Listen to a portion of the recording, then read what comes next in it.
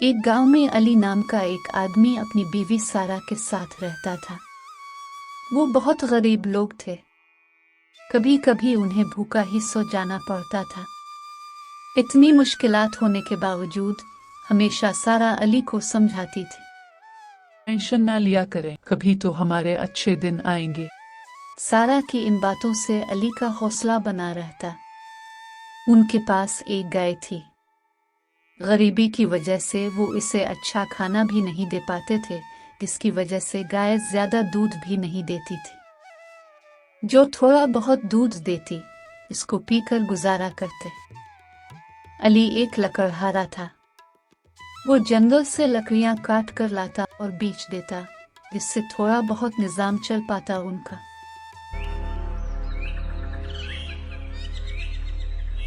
और फिर एक दिन आपको पता है आज मुखिया जी हमारे घर आए थे। उनसे जो उधार लिया हुआ वो मांग रहे हैं। वो धमकी देकर गए हैं 2-4 दिन में अगर ना दिया तो वो हमसे ये घर छीन लेंगे। ये क्या हो गया है मुखिया को? एकदम से अब हम कहाँ से ला कर देंगे उनको? ये तो अब मुझे भी नहीं पता। आपको कुछ करना होगा वरना हमारे सर से ये छत भी हट जाएगी। हम कहाँ जाएंगे फिर? आप कुछ करें।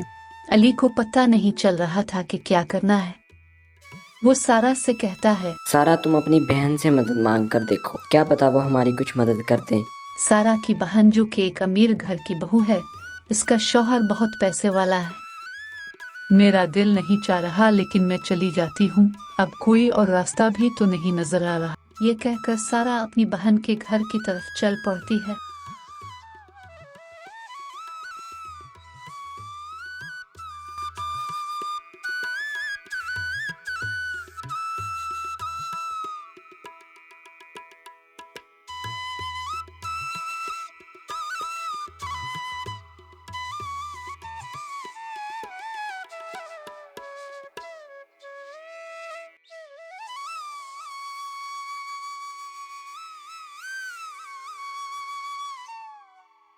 अरे बहना, कैसी हो? तुम्हारे शौहर का क्या हाल है?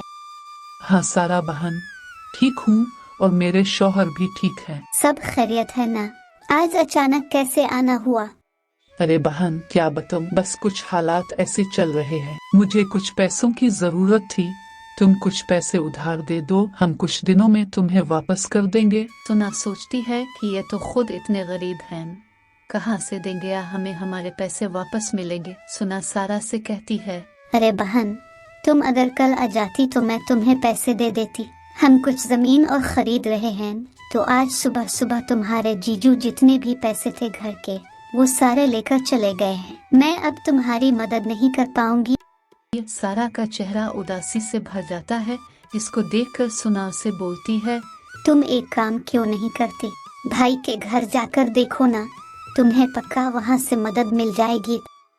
हाँ ठीक है बहना, तुमने तो नहीं दिए, भाई पर तो मुझे यकीन है वो तो दे ही देगा जैसे तैसे भी। ये कहकर सारा वहाँ से चल पड़ती है भाई के घर की तरफ। वो देखती है एक बाबा जो कि एक भारी मटका उठाकर जा रहा होता है। सारा इससे कहती है, अरे बाबा, तुम इतनी गर्मी में ये मटका लेकर कहाँ जा रहे हो? बेटा अपने घर जा रहा हूँ, इसमें पानी भर कर लाया हूँ, ये साथ वाली नदी से। बाबा लाएं, ये आप मुझे दे, मैं उठा लेती हूँ इसको। अरे नहीं बेटा, मैं ले जाऊंगा, तुम क्यों टेंशन लेती हो? बाबा जब बेटी बोल ही दिया है तो लाओ, दे दो बेटी को, बेटी का फर्ज अदा करने दे। सारा बाबा से वो मटका लेकर इसके घर तक इसको पहुंचा देती है।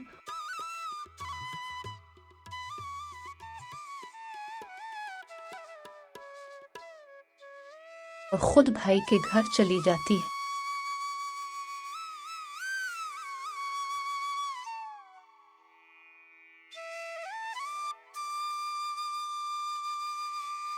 अरे भाभी, भाई कहाँ हैं?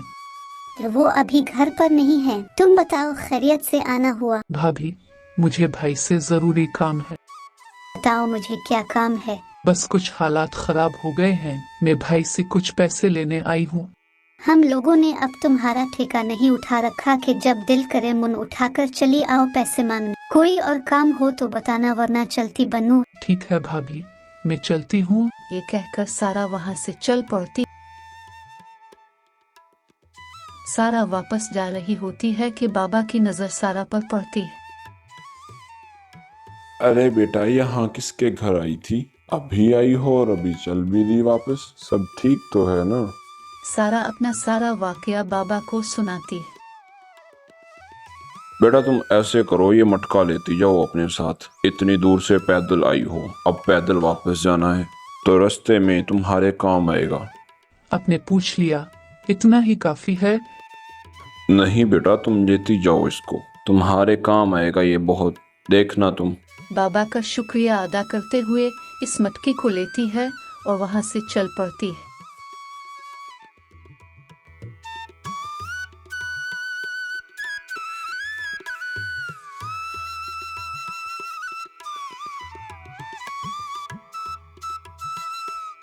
सारा घर पहुंच जाती है।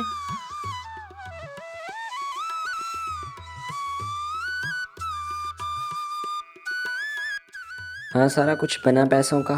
कोई इंतजाम हुआ या नहीं? नहीं, बहन ने तो साफ इनकार कर दिया। फिर मैं भाई की तरफ गई थी। भाई तो घर थे नहीं, लेकिन भाभी ने खूब सुनाया कर निकाल दिया वहाँ से। इसका मतलब है हमें आज भी भूखा ही रहना पड़ेगा। मुझे अब दोबारा कभी नहीं जाना वहाँ। नहीं, मैं कुछ लेकर आई हूँ, हमें भूखा नहीं रहना पड़ेगा। मतलब पैसे मिले क्या? अरे नहीं, जब भाई के घर से वापस लौट रही थी तो मुझे एक बाबा मिले। उन्होंने मुझे एक लड्डू से भरा मटका दिया और कहा कि ये तुम्हारे बहुत काम भी आएगा। अरे क्या? जो जल्दी करो, उसको लेकर आओ। रुको, मैं अभी आती हूँ।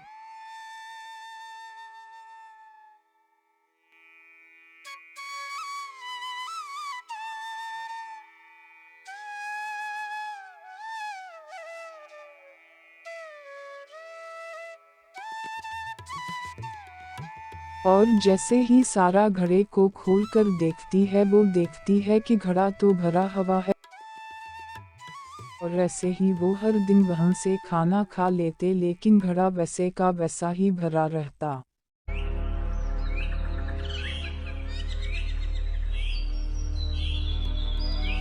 फिर कुछ दिनों के बाद तुम लोगों को मैंने जो टाइम दिया था वो अब पूरा हो गया है। निकल जाओ इस घर से, ये आज से मेरा है। अरे मुखिया जी, ऐसे ना करें हमारे साथ। बस एक दिन मुझे और दे दें, मैं कल तक अपना सारा कर्ज उतार दूंगा। इतने दिनों में कुछ नहीं कर सके तो एक दिन में अब क्या कर लोगे? बस जनाब, आप एक दिन और दे दें, मैं सारा कर्ज उतार दूंगा। मुखिया अली को एक दिन का वक्त देकर वहां से चला जाता है।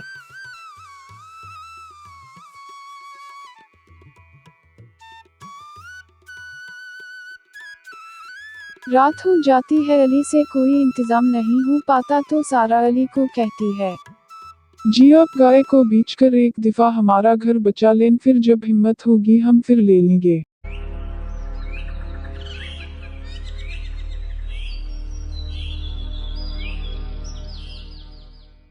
अगले दिन जब अली गाय को बेचने के लिए जाने लगता है तो सारा गाय के कान में कहती है, अरे गाय, हमें माफ कर देना प्लीज। हमारे हालात ऐसे चल रहे हैं कि अब तुम्हें बेचने का अलावा हमें कोई हल नजर नहीं आ रहा, हमें माफ कर।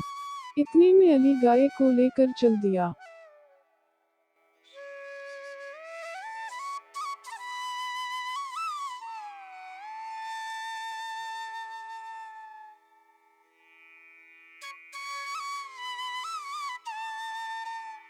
रास्ते में इसको एक नदी दिखाई देती है। वहाँ का मंजर बहुत खूबसूरत होता है और ठंडी हवाएं चल रही होती है। यहाँ कुछ देर आराम कर लेता हूँ, बहुत गर्मी है, थक गया हूँ। कुछ ही देर में अली देखता है कि एक आदमी इसके पास आता है। इस आदमी को गाय बहुत पसंद आती है। हाँ भाई, इस गाय को बेचने जा रहे हो क्या? जी जनाब, इसको बेचना है मैंने, मुझे पैसों की ज़रूरत है। वो इसे खरीद लेता है।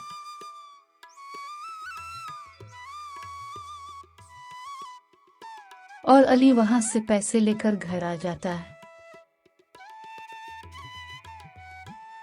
और लाकर वो मुखिया को इसके पैसे सूद समेत वापस कर देता है, जिससे इसका घर बच जाता है। और अली अब पहले से ज्यादा मेहनत करके ज्यादा लकड़ियां काट कर इतने पैसे जमा करता है कि वो फिर से गाय खरीद लाता है और अपनी जिंदगी हंसी खुशी गुजारने लगते हैं।